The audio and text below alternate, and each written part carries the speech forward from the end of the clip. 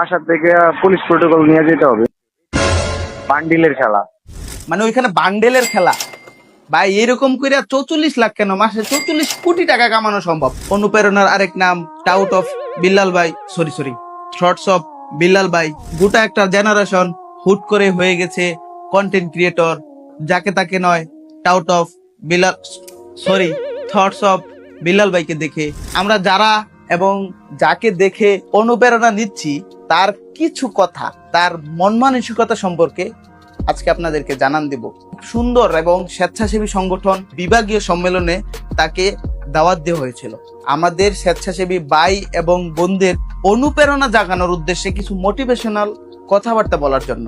এবং তাকে কল করার পরে তার বক্তব্যগুলা কি ছিল অবশ্যই আপনাদেরকে ভিডিও শুরুতে একটু শোনাইছি, এখন ফুল শোনাবো যে সে আসলে কি বলে আমাদের দাওয়াতটা পাওয়ার পর। শুনুন। কথা ক্লিয়ার, বাসা থেকে পুলিশ প্রোটোকল নিয়ে যেতে হবে ইনশিওর। এইটুক না করলে সে বলতেছে আমাকে নিতে হলে বাসা থেকে আপনাদের প্রোগ্রামটা যে জায়গায় আছে ওই পর্যন্ত পুলিশ প্রোটোকল দিয়ে নিতে হবে। ভাই এখনই মানে 3 মাসে 44 লাখ টাকা কামাইয়া এখনই শুরু করে দিলেন ভাই। মানে আসলে আমাদের দোষ। কারে কোন জায়গায় আমরা তুইলা দিই? মানে সস্তা কিছু বস্তা পচা মোটিভেশনাল কথাবার্তা শুই না দিছেন তো তুইলা। এখন দেন এখন হেলিকপ্টার পাঠান, পুলিশ প্রোটোকল পাঠান, বাসায় নিয়ে আসেন 2-4টা বস্তা পচা কথা শোনার জন্য। শুনেন, এরপর আরো কি বলে শুনেন, আপনার মাথার রক্ত পায়ের রক্ত মাথায় উঠে যাবে। শুনেন। কারণ শুনেন, আমার একটা প্রোগ্রাম আপনি বিলিভ করবেন কিনা, নেক্সট প্রোগ্রাম মনে হয় পাবনায়, যেটা হচ্ছে গিয়া বান্ডিলের খেলা।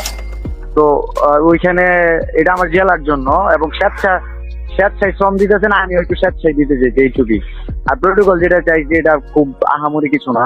যদি এটা ম্যানেজ না করতে পারেন তাহলে আমাকে, আপনি যদি না পারেন, এটা কি ক্লিয়ার, বাসা থেকে পুলিশ প্রোটোকল নিয়ে যেতে হবে ইনশিওর। বুঝতে পারছেন? সম্পূর্ণ আপনাদেরকে শোনাইলাম না, কারণ কি না কি হয়ে যায়, মাথা মুথা গরম তো আবার হয়ে যেতে পারে। আপনাদের পাবলিক তো, আপনারা যেই দিকে বৃষ্টি ওইদিকে ছাতি।